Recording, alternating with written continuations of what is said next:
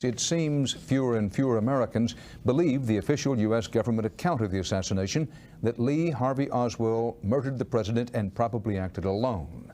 Those who charge a conspiracy as being carried on by scientists and the military to cover up visitations from outer space use that charge to explain why no UFOs have been reported by our space defense system.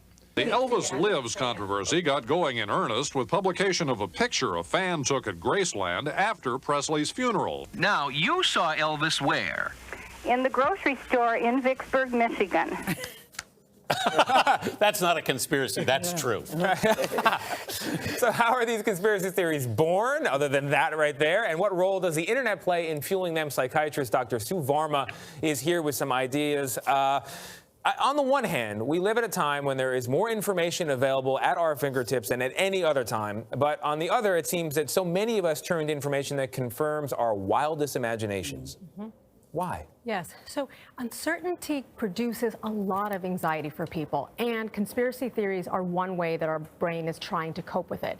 And in fact, we see that the fear centers in the brain, the amygdala, tries to go into analytic overdrive, and it takes the same amount of limited information and keeps churning in and processing new narratives. And that's why we can see conspiracy theories 50 years after an event has happened. On some level, though, we have to believe it, though, don't we, Sue? For them to flourish, we have to believe it. Yes, and this is what we call confirmatory bias, in that our brain seeks information that it already believes, and it also seeks information from other people that we trust.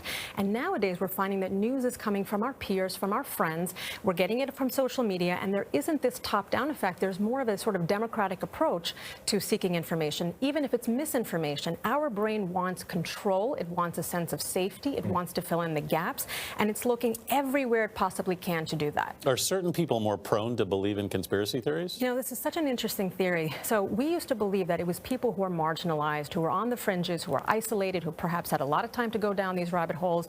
But we're finding more and more that 50% of Americans believe in at least in one conspiracy theory. Yeah. And get this, if you believe in one, you're more likely to believe in others. Yes. Yeah, are there certain circumstances where conspiracy theories flourish? Does something have to be going on? Yes, and it's usually during periods of high stress and trauma, when there's something emotionally charged happening, and it could be anything from terrorism to an economic recession to a death, a suicide, things where there's questions that remain to be unanswered and that make us feel very unsettled. That's really the hallmark of this.